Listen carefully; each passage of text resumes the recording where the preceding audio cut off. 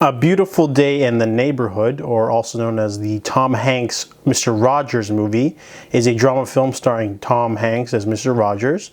He is the movie's topic of Fred Rogers has become a bit of a resurgence of late, mainly because of there's that Facebook clip of Mr. Rogers convincing a congressman not to cut public funding for television, as well as the documentary Won't You Be My Neighbor.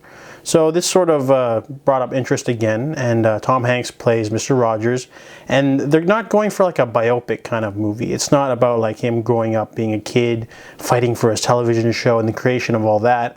This version of Mr. Rogers is seasoned already. He's already doing the television show. He's much older, and this movie is mainly focused on an investigative journalist based off of a person in real life who develops a small friendship with Mr. Rogers.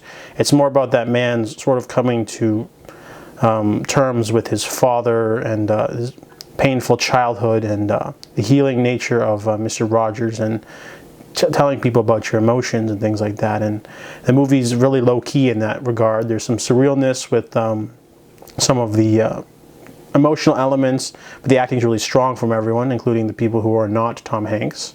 And this movie doesn't really do much else in terms of like genre or anything. It's like a simple drama about a man reconciling with his father, and Mr. Rogers is sort of mentor of sorts, and the movie does really a good job with what it does. It's a simple drama film, and everything sort of hits the right way. It just doesn't try to do anything too complex in that regard, but the performance from Tom Hanks is really strong. I like the surreal moments near the end, and the supporting cast does a good job. So I give A Beautiful Day in the Neighborhood a 7.5 out of 10.